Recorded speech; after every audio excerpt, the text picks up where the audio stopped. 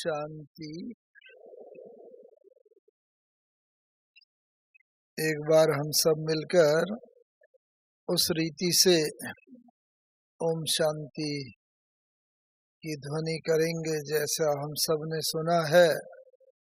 साकार ब्रह्मा बाबा और सभी ब्राह्मण वत्स यज्ञ के आदि से ही ओम की ध्वनि किया करते थे। अंदर गहरा श्वास लेंगे और उस श्वास को निकालते हुए ओम की ध्वनि करेंगे और उसके बाद दूसरा गहरा श्वास लेके उसे निकालते हुए शांति की ध्वनि करेंगे।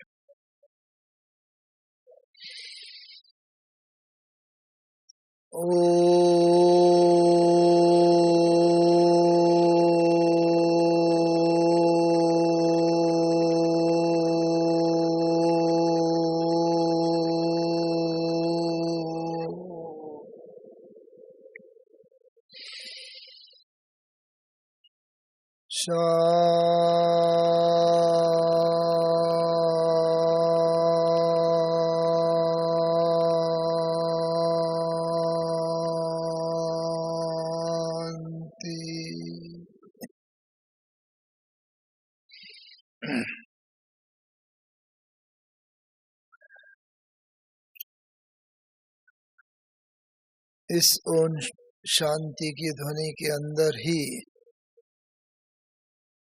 वास्तव में आज के विषय का सारा सार समा जाता है। हम सभी जानते हैं बाबा की जीवन कहानी हम ब्राह्मणों ने अधिकतर ने पढ़ी भी होगी। जीवन को पलटाने वाली एक अद्भुत जीवन कहानी जिसमें पूरा यज्ञ का इतिहास चित्रित किया गया है और उसके अंदर भी हम सब ने समय प्रति समय पढ़ा है, सुना है कि किस प्रकार बाप दादा ने बच्चों से अंतिम समय छुट्टी लेते हुए इन 3 शब्दों की सौगात सभी ब्राह्मण वत्सों को दी थी। निराकारी और निरहंकारी और निर्विकारी। हम सब ब्राह्मण वत्सों के टिप्स पर बुद्धि के अंदर मुख में ये शब्द तो जैसे सदा समाये हुए हैं ही।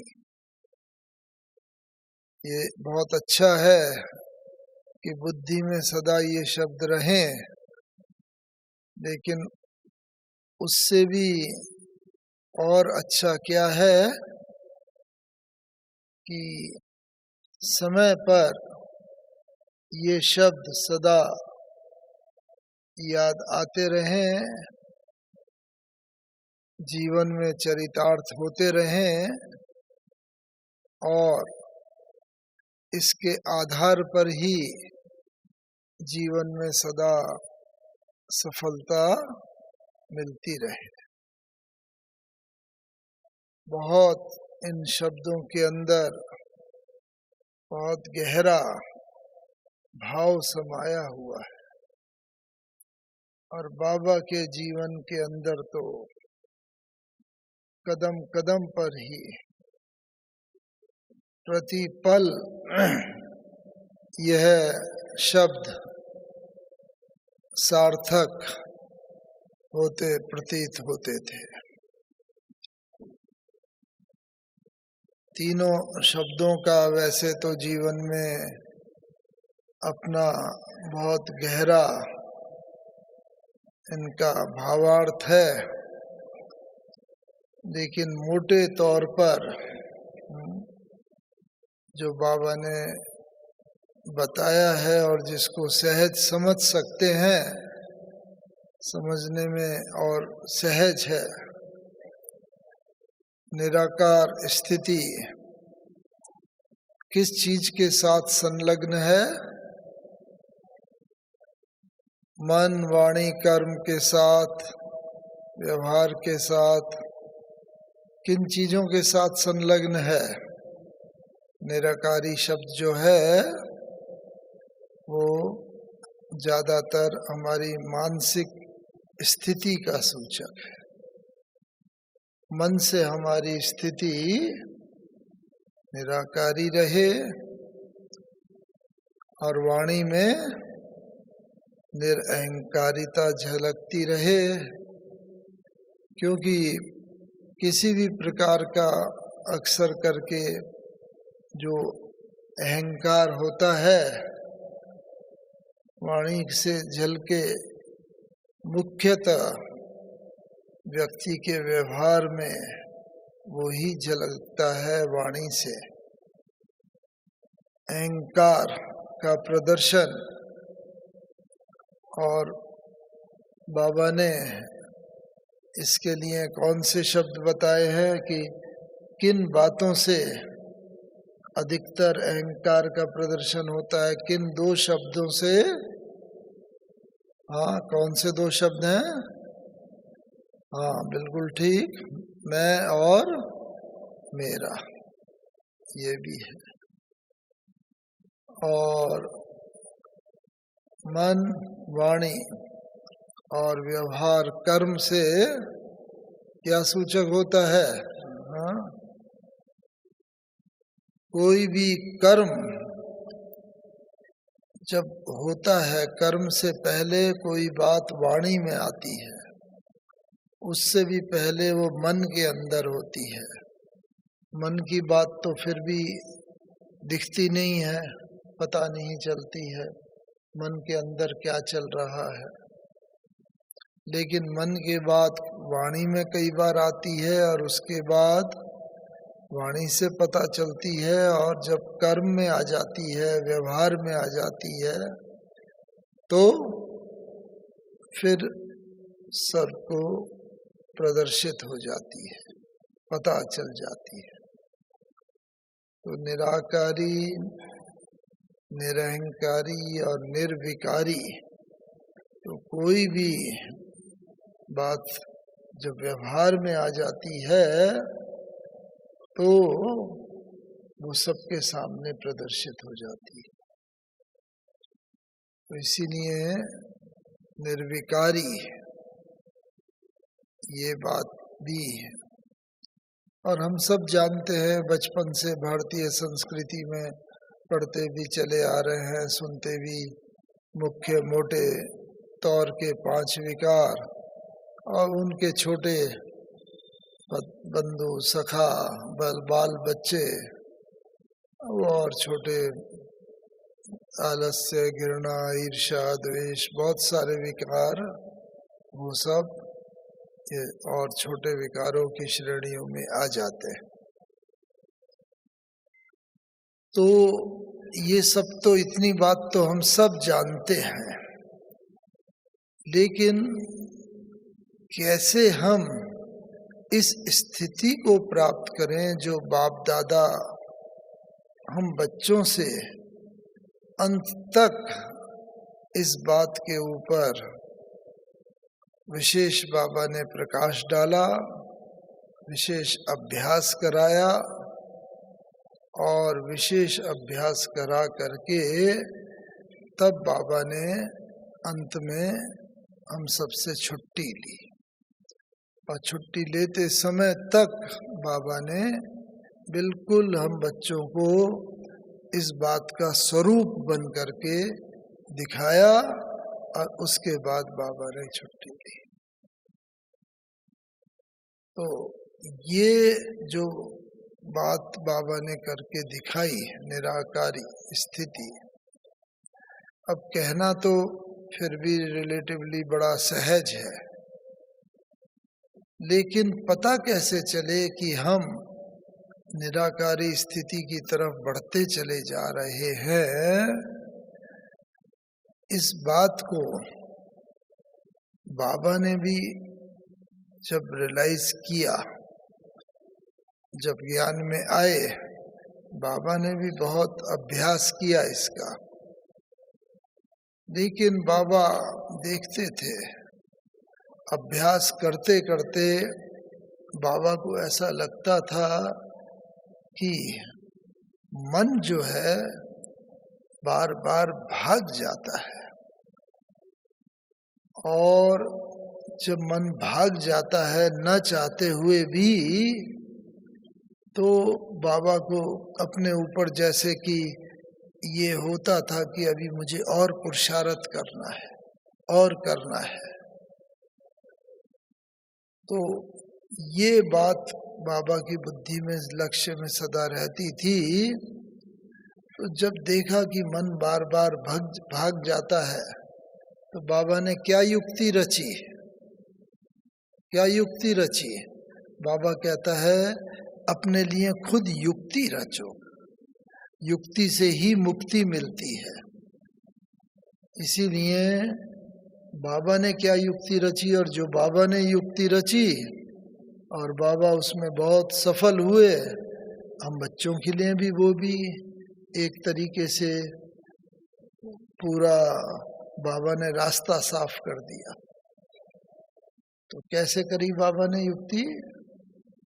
बाबा ने सबसे पहले तो कुछ दिन के बाद मन को पत्र लिखा, पत्र लिखा बाबा ने। क्या पत्र लिखा बाबा ने?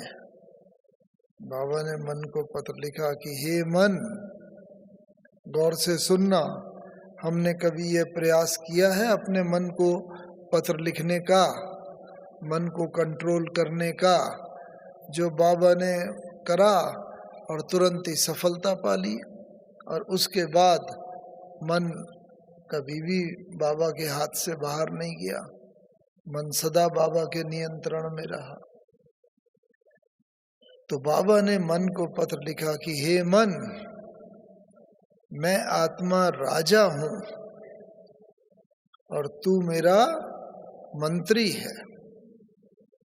मैं राजा हूं, लेकिन तू मंत्री ने मुझ राजा को अपने वश में कर लिया और मुझे अपने पीछे पीछे तू दौड़ाता रहा। तू राजा जैसा हो गया, तू शक्तिशाली हो गया, मैं राजा होते हुए भी आत्मा कमजोर हो गई, और तेरे कहने पर मैं तेरे पीछे पीछे भागता रहा। लेकिन हे मन, अब मैं तुझे कह देता हूं कि अब तुझे मेरे कहने पर चलना होगा। जब बाबा को ये रियलाइज हुआ कि मैं राजा हूं, आत्मा राजा है, तो बस बाबा ने कहा, मन को ऑर्डर दिया कि हे मन, अब तुझे मेरे कहने पर चलना होगा, मैं तेरे कहने पर नहीं चलूंगा। क्यों? क्योंकि मैं राजा हूं और तू मेरा मंत्री है, तुझे मेरे कहने पर चलना होगा। मंत्री को राजा के कहने पर चलना होता है, न कि राजा मंत्री के कहने पर चलता है। इस तरह बाबा ने मन को ऑर्डर दिया, और मन को जब ऑर्डर दिया बाबा ने, उसके बाद बाबा ने देखा कि मन जो है धीरे धीरे बिल्कुल बाबा के वश में होने लगा, क्योंकि बाबा अपनी सीट पर जैसे स्थित हो गए। कोई राजा होता है ना, राजा अपनी सीट पर स्थित होके जब ऑर्डर करता है तो सब उसका कहना मानते हैं, और जब राजा ही कमजोर हो जाता है और मंत्री शक्तिशाली हो जाता है तो मंत्री की बात लोग मानने लगते हैं, राजा की बात नहीं मानते। तो बाबा ने पहले अपनी स्वस्थिति में स्थित होकर के अपनी सीट पर अपने को सेट किया, और तब मंत्री को ऑर्डर दिया, और तब मंत्री बाबा की बात मानने लगा। और ऐसे ही बाबा ने बुद्धि को भी ऑर्डर दिया कि हे बुद्धि, तू भी मंत्री के कहने पर मंत्री के पीछे पीछे भागती रही और तुम दोनों ने मिलकर मुझे बहुत कमजोर कर दिया, मुझ आत्मा राजा को। लेकिन अब मैं तुम्हें कह देता हूँ कि अब तुम्हें मेरे कहने पर चलना पड़ेगा, मैं तुम्हारे कहने पर नहीं चलूँगा, क्योंकि मैं राजा हूँ और तुम मेरे मंत्री और सेनापति हो। अब मैं तुम्हारे कहने पर नहीं चलूँगा। इसी तरीके से हम भी अपने को अपनी स्वस्थिति में ऐसा स्थित करके और तब अगर ऑर्डर करते हैं अपने मन को, तो फिर भक्ति मार्ग की तरह हमें कहने की जरूरत नहीं पड़ेगी कि क्या करें, मन बड़ा चंचल है, मन भाग जाता है और हम चाहते नहीं मन भागे, लेकिन मन भाग रहा है। लेकिन तब हम मन को पूरा अपने वश में कर लेते हैं। तो ये एक तो अपनी स्वस्थिति में स्थित करने की बात है जो बाबा ने कही और बाबा ने करके दिखाया। और उसका परिणाम क्या हुआ? कोई भी चीज होती है, रिजल्ट होती है, उसका परिणाम दिखना चाहिए ना। अब परिणाम अगर सफलता पूर्वक होता है, इसका मतलब वो रास्ता हमारा ठीक है। और अगर कोई चीज करने से परिणाम ठीक नहीं निकलता है जितना मिलना चाहिए, इसका मतलब उसमें अभी गुंजाइश है, उस परिणाम में बदलने की जरूरत है। तो बाबा को क्या पता चला, कैसे पता चलता था? हम बच्चे जब भी बाबा के पास जाते थे, बस बाबा ऐसे ही हाथ फैला के, आओ बच्चे, आओ मीठे बच्चे, आओ प्यारे बच्चे, स्वीट चिल्ड्रन। हाँ, हमें बहुत सौभाग्य मिला है बाबा के साथ, साकार बाबा के साथ लगभग 6-7 साल रहने का। और जब भी बस जाते थे, आओ बच्चे आओ, बस बाबा की आंखों में इतना प्यार झलकता था और ऐसे तो चुंबक की तरह एकदम मैग्नेट जैसे खिंच के चला आता था। और उसका परिणाम क्या होता था कि जैसे ही हम आते थे बाबा की बाहों में, तुरंत विदेही हो जाते थे, अशरीरी हो जाते थे। अभी तो फिर भी अशरीरी होने के लिए पुरुषार्थ करना पड़ता है, देह से न्यारे होने का, शुद्ध संकल्प लाने का, और बस बाबा में उतनी ताकत होती थी। ये है निराकारी स्थिति का प्रतीक कि जिसकी अपनी अवस्था निराकारी होगी, बिल्कुल अशरीरी होगी, विदेही होगी, वो जिस भी दूसरी आत्मा को दृष्टि देगा, दूसरी आत्मा उसके सानिध्य में आएगी, वो आत्मा भी एकदम विदेही हो जाएगी। तो हम भी इस स्थिति से अपने को चेक कर सकते हैं कि जब भी कोई भी भाई बहन से, किन्हीं से, देवी परिवार वालों से, किन्हीं से भी मिलते हैं और उनको हम बिल्कुल निराकारी स्थिति से स्थित होके खुद उनको देखते हैं, वो हमारे निकट आते हैं, हमारे ऑरा के अंदर आते हैं। हर व्यक्ति का ऑरा होता है लाइट का, जैसे देवी देवताओं का भी ऑरा दिखाते हैं ना, लाइट का ताज। ऐसे ही हम सभी का ऑरा है, वो भले इन आँखों से नहीं देखने में आता, लेकिन वो ऑरा होता है। और जैसे ही दूसरा व्यक्ति उस ऑरा के संपर्क में आता है, वो हमारे प्रभाव में आ जाता है। हमारी विचार धारा जो भी है, उसको वो एकदम सहज ही स्वीकार कर लेता है। हम उसके इष्ट देव हो जाते हैं और वो हमें उतनी महान नजरों से देखने लगता है। और वो कब होता है? अगर हम खुद निराकारी स्थिति में स्थित होंगे, हमारा ऑरा इतना लाइट वाला होगा, पावरफुल। जैसे बाबा मामा को हम देखते थे, दादियों के अभी भी संपर्क में जाते हैं, बस दादियों के पास जाते हैं, मिलते हैं, एकदम कितना शांति शांति, शक्ति, स्नेह के वातावरण के अंदर पूरा का पूरा सारा वातावरण चार्ज हो जाता है और उस वातावरण के अंदर जो भी आता है वो उसी स्थिति का अनुभव करता है। तो ये तो प्रैक्टिकली हमेशा ही एक दो भाई बहन नहीं, हर एक कोई पार्टी की पार्टियां जो आती थी बस बाबा के मम्मा के संपर्क में आए, मिले, बैठे और बस।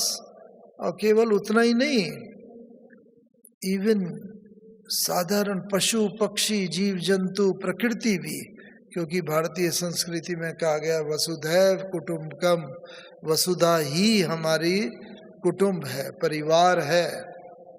तो उस वातावरण में हमें याद है जब गुरुवार को भोग लगता था, आप लोग भी हिस्ट्री हॉल में गए होंगे, हिस्ट्री हॉल में देखा होगा, वहाँ पर संदली पड़ी हुई हैं तीन, पहले उस समय 3 संदली पड़ी रहती थी, एक संदली बाबा के लिए, एक सबसे किनारे वाली उधर वो मम्मा के लिए, और बीच वाली संदली खाली रहती थी। उसमें जो भी पार्टी वाले आते थे अपना अनुभव सुनाते थे। और गुरुवार को जब भोग लगता था तो संदेशी भी आती थी, बैठती थी, वहाँ भोग ले जाती थी। बस बाबा की पहले मुरली होती थी, उसके बाद संदेशी आई, बैठी और बाबा बस दृष्टि देते थे, हाँ बच्ची गोसून कमसून, बस जल्दी से ही जाओ। बाबा कहते थे ये तो खेल पाल है बच्ची, जाओ। और बस संदेशी जरा सी बाबा की दृष्टि ली, उड़ जाती थी। फिर क्या होता था, बड़ा वंडर, क्योंकि भगवान जो है वो तो पशु पक्षी जीव जंतु सबको वश में जैसे होता है ना, प्रकट करता है।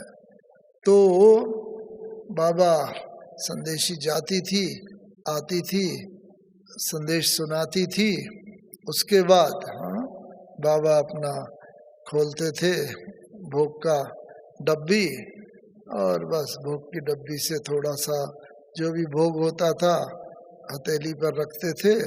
और फिर क्या करते थे बाबा, बाबा हथेली पर रखे, हाँ बच्ची आओ, आओ बच्ची। बस किस बच्ची को बुलाते थे बाबा, चिड़िया को। एक बहुत छोटी सी चिड़िया बुलबुल जैसी थी, वैसे कभी नहीं दिखती थी, सप्ताह में 6 दिन, और 7वें दिन जो गुरुवार वाले दिन बस जैसे ही बाबा ने बुलाया बस चू चू चू चू करती हुई इधर उधर से कहीं से आती थी। पहले मेज पर बैठती थी, मेज के बाद आके बाबा की हथेली पर आके फिर भोग खाती थी, और वो बस वो करके, हाँ बच्ची लो। तो जो गायन है ना कि वसुधैव कुटुंबकम, तो मनुष्य के लिए नहीं महसूस होना चाहिए, पशु पक्षी जीव जंतु वो सबका पिता है। तो इसलिए वो हम लोग देखते थे बस आके ऐसे चू चू करके। और कभी कभी एक हंसी की बात भी होती थी, हिस्ट्री हॉल में एक घड़ी लगी हुई थी, पेंडुलम घड़ी, पुराने जमाने में पहले वैसे घड़ी पेंडुलम हिलता था। और वो घड़ी ऐसी थी कि जब पूरा घंटा होता था 6 बजे 7 बजे 8 बजे, तो वो एक खिड़की सी खुलती थी उसमें से, और अंदर से एक चिड़िया, मैकेनिकल चिड़िया सी निकलती थी, और कू कू उतनी बार कू कू करती थी जितनी बार वो घंटे होते थे। 7 बजे होते थे तो 7 बज गए, 8 बजे होते थे तो 8 बजे।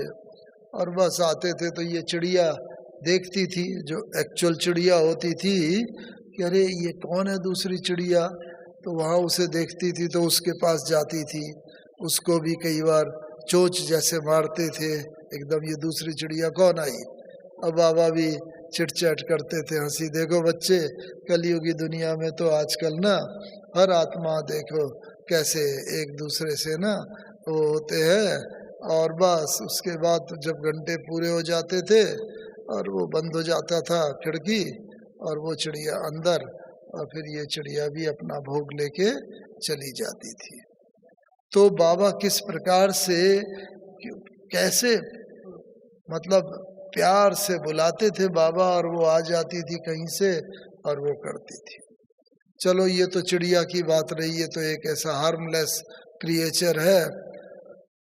एक बार वहाँ देखा कि भाई जहाँ पर आजकल उधर वो डिस्पेंसरी है उस साइड की तरफ ना, पहले तो ये सब कच्चा था, बाबा के टाइम में भी कोई पक्की जगह नहीं थी, तो एक सांप कहीं से आया तो सब भाई लोग एकदम, बस एक भाई ने सांप के फन के ऊपर अपना डंडा रख करके और उधर से बाबा किचन की तरफ से आ रहे थे, तो बाबा बाबा इधर नहीं आओ, इधर ये सांप है।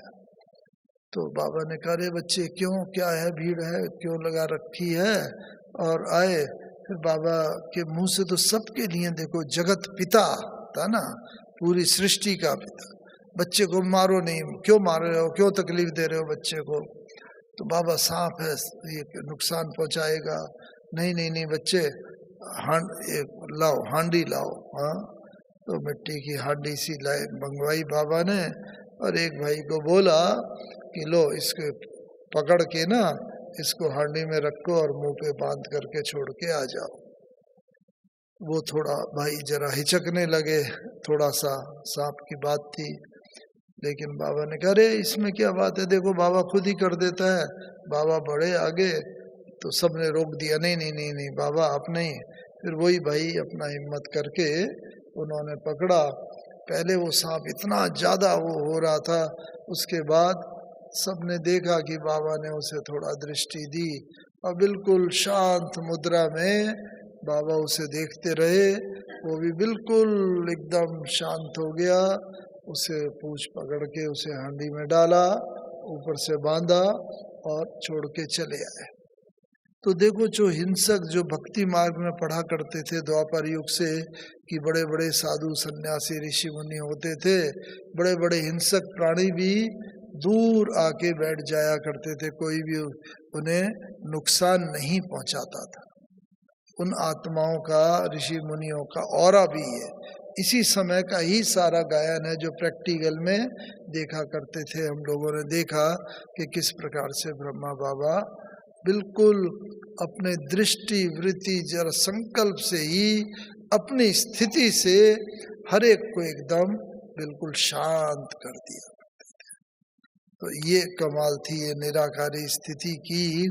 अगर अपनी स्थिति हमारी होगी तो दूसरे को कैसे भी को हम तुरंत ही उस स्थिति के अंदर स्थित कर सकते हैं। ये प्रैक्टिकल में देखने में आता था, कितने रीति से वहाँ पर हम लोग देखा करते थे।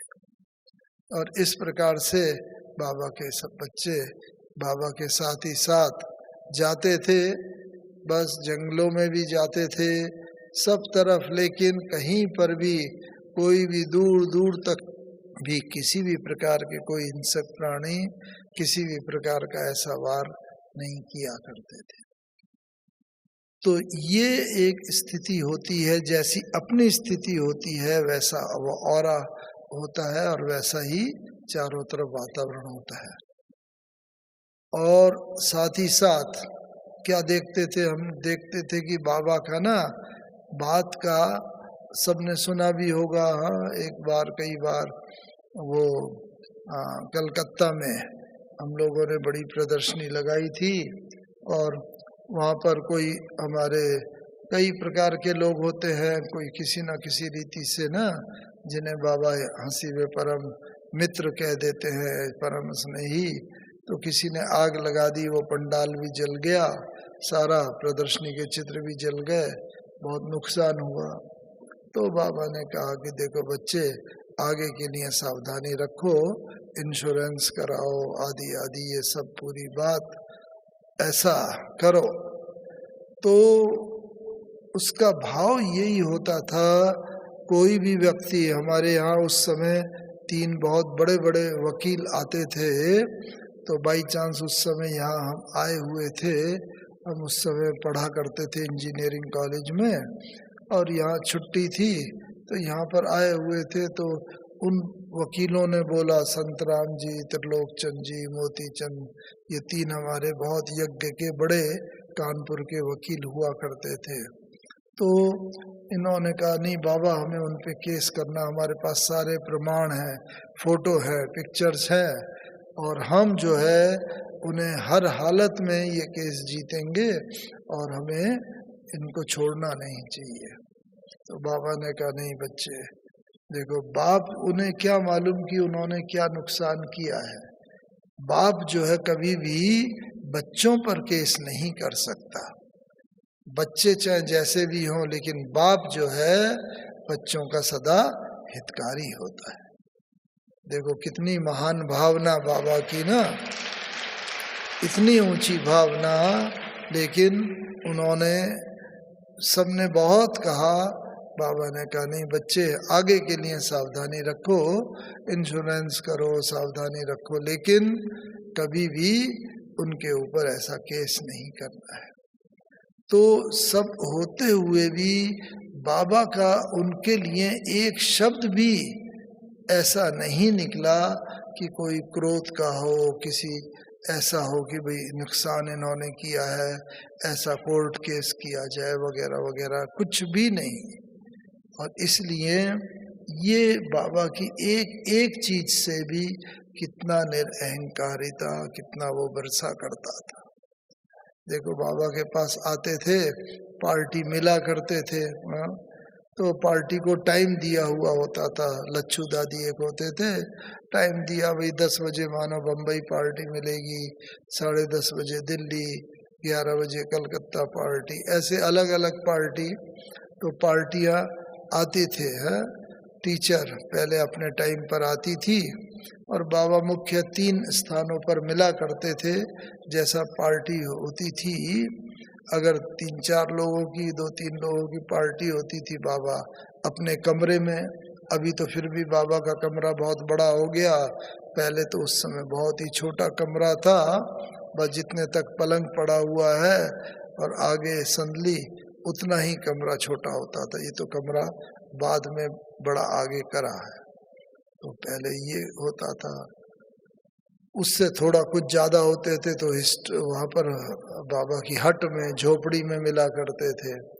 और अगर 6-7 से भी ज्यादा हुआ करते थे, 10, 12, 15, 20, तो वो तो बहुत बड़ी पार्टी मानी जाती थी। 15-20 की पार्टी, तो वो सब हिस्ट्री हॉल में बाबा के पास मिला करते थे। तो वहाँ पर जब मिला करते थे कोई भी, तो एक पहले टीचर जाती थी, टीचर जाती थी, देखती थी बस बाबा बैठे हुए हैं अपना शांत में, मजे में, और बस बुद्धि में। उसके बाद टीचर जाती थी, बाबा बाबा मैं फलानी पार्टी लेके आई हूँ। तो बाबा एकदम जैसे थोड़ा सा ना जर्क सा लगता था, कोई ध्यान में नहीं होते थे कोई बाबा, लेकिन बिल्कुल इस देह से न्यारे होकर के विदेही स्थिति में कि हाँ हाँ बच्ची बुलाओ, कहाँ है पार्टी, सबको बुलाते थे, सब आते थे, फिर बाबा से मिलते थे एक एक करके, और उसके बाद बाबा टोली खिलाते थे, हालचाल पूछते थे, एक एक से, एक जाता था दूसरा आता था, लेकिन हर एक कोई विदेही स्थिति का अनुभव करता था, अशरीरी स्थिति का। तो ये एक ब्यूटी थी, बाबा का सानिध्य इतना पावरफुल था, इतना शक्तिशाली था कि हर एक उस स्थिति का अनुभव करता था। और जब सब चले जाते थे और बाबा, 2 पार्टी के बीच में टाइम होता था, मानो 10 बजे के बाद 10:30 टाइम दिया है और 10:20 तक ये पार्टी मिल गई, 5-10 मिनट बचे, तो फिर बस बाबा अपनी मगन स्थिति में, विदेही स्थिति में बाबा स्थित हो जाते थे अपने स्थिति में। तो ये एक ब्यूटी होती थी, एक एक मिनट का बाबा सदुपयोग किया करते थे। हम लोग फिर भी सोचते हैं चलो बट्टी का टाइम है, जब ज्यादा लंबा टाइम होगा तब बैठेंगे, लेकिन बाबा तो एक एक 2 मिनट 5 मिनट भी मिलता था, उसको सदुपयोग करके उड़ जाते थे। तो ये जो स्थिति थी बाबा की, ये अनुभव सबको ऐसा कराती थी कि खुद थोड़े समय के लिए भी ना हर एक आदमी अपने को मैग्नेटिकली चार्ज अनुभव करता था, थोड़े समय के लिए भी सही, लेकिन अरे मैं कितना शक्तिशाली हो गया। और इस प्रकार से अरे 1 बाय 1 पार्टी बाबा के मिला करते थे। इसके बाद बाबा जो है ना, ये स्थिति ऐसी जब होती थी वो, और उस स्थिति के बाद हर एक ये अनुभव करता था, बाबा के पास जाते थे, अरे ये मैं ये पूछने जाऊंगा, मुझे ये बात पूछनी है, लेकिन उसके बाद बिल्कुल वो भूल ही जाता था। मुझे याद है कि वैसे तो बाबा से हम कई बार मिले, लेकिन लास्ट में जब 17 जनवरी और 18 जनवरी को मिले, जिस समय हम वैसे आसाम में पोस्टेड थे, और आसाम से शिव सागर से बाबा ने जैसे अपने पास बुला लिया, और वहाँ पर आके जब बाबा से मिले तो हम कई पूछने, हमेशा की तरह यही थी, अब बाबा से आज ये पूछेंगे, ये प्रश्न पुरुषार्थ की बात पूछेंगे ऐसा। लेकिन जैसे ही बाबा के सम्मुख जाते थे बड़ा आश्चर्यजनक अनुभव करते थे। गए बाबा के पास, बस बाबा ने जरा सा ऐसा दृष्टि दिया, बच्चे अच्छा ये पूछने आए हो, अच्छा ऐसा कर लो, ऐसा हो जाएगा। यानी कि बाबा से पूछने की भी जरूरत नहीं पड़ती थी। बाबा कहते थे मन की बात तुरंत बता देते थे, ये पूछने आए हो। तो ये एक बड़ा, एक बार हुआ, 2 बार हुआ, 3 बार हुआ, अनेक बार हुआ। ये स्थिति है जिसे कि शास्त्रों में भी गायन है, मन जीते जगत जीत की स्थिति। जिसने अपना मन जीत लिया होगा उसने जैसे सारे संसार का ही मन जीत लिया। मन जीते जगत जीत की स्थिति। तो ये स्थिति का अनुभव जब हमने खुद अपने आप करा, प्रैक्टिकल, बाबा के सम्मुख जाते थे, कहने की जरूरत ही नहीं पड़ती थी। अब हम बच्चों को भी यही स्थिति बनानी है अंत में, कि हमारे सामने बहुत भक्त आत्मा आएंगी, बहुत इच्छाएं लेकर के आएंगी, बहुत उनकी मनोकामनाएं होंगी, लेकिन हम उनकी मनोकामना तब पूर्ण कर सकेंगे जब उनकी मन की इच्छा को पहले जान सकेंगे। उनकी मन की इच्छा को जान ही नहीं सकेंगे तो इच्छा को पूर्ण कैसे करेंगे। अब बाबा यही चाहते हैं, अगर हमें दूसरे की मन की इच्छाओं को जानने की शक्ति चाहिए तो पहले अपने मन की इच्छाओं पर संपूर्ण नियंत्रण होना चाहिए। कोई भी मन के अंदर ऐसी अतिरिक्त इच्छा न हो, ये हो, ये ऐसा होना चाहिए, नहीं। बाबा ने कहा है मन के अंदर कोई अतिरिक्त इच्छा नहीं होगी तो दूसरे की इच्छा को जान करके तुरंत उस इच्छा को पूर्ण कर सकेंगे। एक तो हमने ये अनुभव किया। दूसरा और क्या अनुभव किया हमने लास्ट के 2 दिनों में, कि बाबा ने ना, जब अंतिम समय होता है तो व्यक्ति को आभास हो जाता है कि बस अब मेरा जैसे कि लगभग अंतिम समय आ गया है और अब मुझे ये शरीर छोड़ना है। तो ब्रह्मा बाबा को भी 18 जनवरी को सुबह ऐसा लगता है, प्रतीत होता है कि बाबा को आभास हो गया था। भीष्म पितामह की तरह इच्छा मृत्यु का वरदान। तो बस भीष्म पितामह की तरह बाबा उस दिन सुबह क्लास में आए। उस दिन बाबा ने 18 जनवरी की सुबह सिर्फ क्लास योग कराया, मुरली का एक शब्द भी नहीं बोला, पूरा योग कराया। और उसके बाद अच्छा मीठे मीठे बच्चों को याद प्यार गुड मॉर्निंग कह के बाबा चले गए। फिर बाबा ने ईशु दादी को बोला, हाँ जो आज भी बताया ना, ईशु दादी विश्व कल्याणी में रहते हैं, शुरू से यज्ञ का अकाउंट और यज्ञ का सारा कारोबार देखते हैं।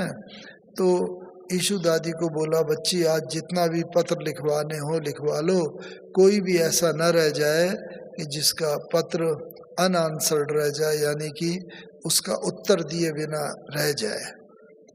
तो बाबा को ये होता था, पहले ईमेल और ये सब तो होते नहीं थे, तो उस समय बाबा ने एक एक पत्र, बाबा सिंधी में पत्र लिखा करते थे लाल लाल अक्षर में, और उन 2 लाइनों के बीच में हिंदी में नीले इंक से ईशु दादी जी उसका हिंदी अनुवाद करके लिखा करते थे, जिससे कि हर एक कोई अपने अपने पत्र को समझ सके। तो इस तरीके से बाबा ने एक भी ऐसा पत्र नहीं छोड़ा जिसका कि जवाब देना बाकी हो, क्योंकि अंत में ना कोई भी बच्चा ये ना रह जाए कि अरे बाबा चले गए और मेरे पत्र का जवाब नहीं दिया। तीसरा, बाबा ने ना, और नक्की लेक पर जो म्यूजियम है, तो वहाँ पर वो बिल्डिंग लेने की बात चल रही थी, क्योंकि वहाँ पर प्रदर्शनी लगाई थी, तो कई दिनों से बात चल रही थी, लेकिन वो ली नहीं गई थी बिल्डिंग। तो उसी दिन ही बाबा ने क्लियर करा कि हाँ, इस बिल्डिंग को ले लिया जाए और सेवा का नया साधन यहाँ पर बनाया जाए।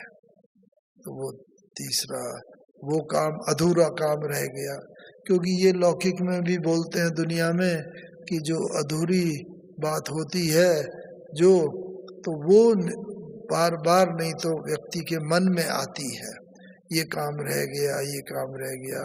तो 1-2 छोटे मोटे काम जो भी बाबा के बचे हुए थे, उस दिन बाबा ने पूरा किया। और लास्ट में अंतिम टाइम की रोज रात्रि क्लास 9 बजे होती है, उस दिन बाबा ने शाम को 7 बजे ही, 6:30 7 बजे ही बोला कि आज बाबा क्लास जल्दी कराएगा, इसीलिए सभी बच्चे भोजन करके क्लास में आए। भोजन करके, स्पेसिफिक इंस्ट्रक्शन थी सभी के लिए, तो सभी ने जल्दी जल्दी भोजन 7 बजे तक कर लिया और बाबा भी क्लास में आए। और उस दिन बाबा ने मुरली जो चलाई, तो वैसे बाबा को कई बार खांसी भी आती थी, कई बार तकलीफ होती थी, कफ आता था, लेकिन उस दिन रात्रि क्लास को बाबा ने एक बार भी, बाबा को न खांसी आई न कफ आया। वो इस बात का प्रतीक है कि जब आत्मा संपूर्ण रीति से कर्मातीत हो जाती है, तो शरीर के कर्म भोगों के ऊपर आत्मा का योग बल जो है वो संपूर्ण रीति से विजय प्राप्त कर लेता है। तो एक बार भी न बाबा को खांसी आई, न गला साफ करने की जरूरत पड़ी, और बस वहीं सामने ही हम भी बैठे हुए थे क्लास में, हमारे मन में कोई संकल्प आया कि अरे क्या ही अच्छा हो, बस बाबा जो है ना ये कुछ बात बोले हमारे लिए, क्योंकि बाबा के सम्मुख ही हम बैठे हुए थे, आए हुए थे। तो बस जैसे कहते हैं भक्त के मन में इच्छा होती है और भक्त के इच्छा भगवान तक पहुंचती है और भगवान उस इच्छा को पूर्ण करता है, तो ऐसे ही जैसे ही मन में संकल्प आया, बाबा तक एकदम इच्छा वो संकल्प पहुंचा होगा, और तुरंत ही बाबा ने उस मुरली में नाम ले करके एकदम कह दिया जो भी मन की बात थी कि देखो ये बच्चा है, मोहन है, बहुत मीठा बच्चा है, सब बहुत, कभी किसी का निंदा नहीं करेंगे और अंत तक जरूर संपूर्ण बन जाएंगे। ऐसा करके बाबा ने आशीर्वाद भी दे दिया पूरा। तो देखो बाबा तक अंत में जो बाबा ने पार्ट बजाया हम बच्चों के सामने, वही हम सब बच्चों को भी आने वाले भक्तों के सामने पार्ट बजाना है, उनकी मनोकामनाओं को पूर्ण करना है।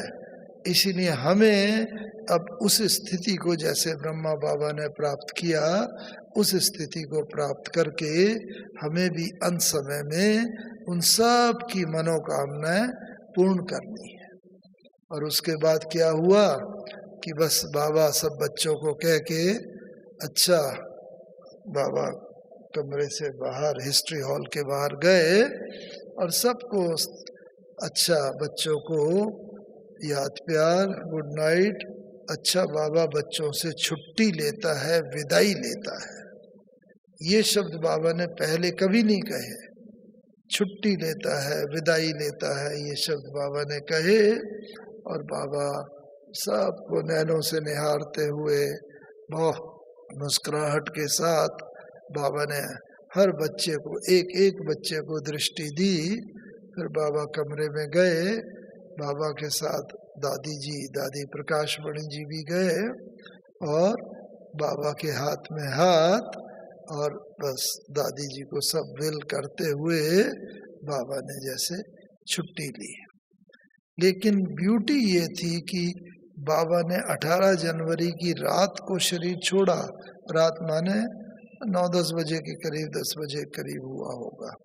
लेकिन बाबा का शरीर पूरा 18 की रात रखा रहा, 19 का सारा दिन, 19 की रात, 20 का सारा दिन, 20 की रात, 21 को भी बाबा का दोपहर के बाद संस्कार किया गया, जब दीदी मनमोहनी जी भी टूर पर गए हुए थे और टूर से वो आए और तब वो करा गया।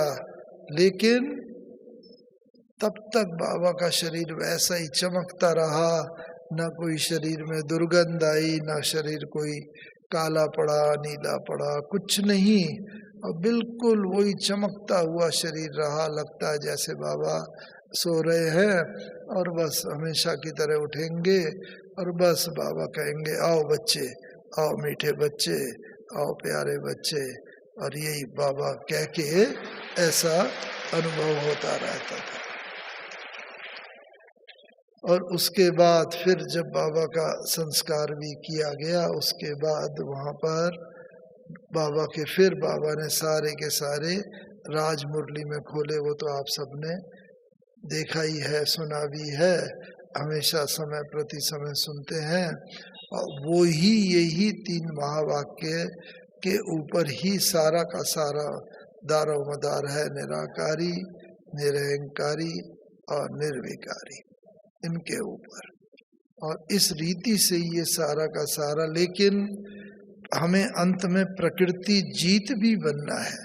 मन जीते तो हुआ, प्रकृति जीत के लिए बाबा ने एक एक बात बताई है कि ये जो भारतवासियों का ना, तो अंत में ज्यादातर ये प्रकृति के 5 तत्व ही अति हलचल में आएंगे और इसी में ही सबका बस बहुत परिवर्तन होगा विश्व का। तो उसमें एक एक तत्व का बाबा ने बताया है। अगर हम चाहते हैं जल तत्व बहुत हलचल में आएगा, बाढ़ आएगा, सुनामी आएगा, और हम चाहते हैं कि जल तत्व हमारे कहने पर चले, हमारे दुख का, अशांति का, मृत्यु का कारण न बने, तो हमें जल से अपना संस्कार मिलाना होगा। और जल का सबसे बड़ा संस्कार कौन सा है? जल का संस्कार है एडजस्टमेंट का। गिलास में लो, गिलास में एडजस्ट हो जाएगा, कटोरी में लो, कटोरी में, चम्मच में लो, चम्मच में, हर चीज में। ऐसे ही हमारा भी संस्कार ऐसे हो, हर आत्मा से हम अपने संस्कार एडजस्ट करके अगर चल सकें, तो जल कभी भी हमारे दुख, अशांति, मृत्यु का कारण नहीं बन सकता और हम विजयी होकर के निकलेंगे, जल तत्व से विजयी होकर के निकलेंगे। ऐसे ही दूसरा है पृथ्वी। पृथ्वी में कौन सा गुण है? पृथ्वी का एक सबसे बड़ा गुण है, पृथ्वी दाता है। पृथ्वी से ही देखो अन्न मिलता है, जल मिलता है, फल मिलते हैं, फूल मिलते हैं, तेल मिलता है, पेट्रोल, सब चीज पृथ्वी से मिलती है। ऐसे हम भी, बाबा कहता है आप बच्चे भी दाता बनो, हर एक आत्मा को दो। कोई स्थूल चीज देने की बात नहीं है। उन आत्माओं को, जो भी सृष्टि की आत्माएं, शांति, प्रेम, आनंद, सहयोग, सद्भावना, उन सब आत्माओं को ऐसा चीजें देते रहो, हर आत्मा अनुभूति करे। जैसे कि वर्तमान समय दादियों के पास आते हैं, सब आत्माएं भरपूरता का अनुभव करती हैं। बाबा मम्मा के पास आते थे, बिल्कुल भरपूरता का अनुभव करते थे।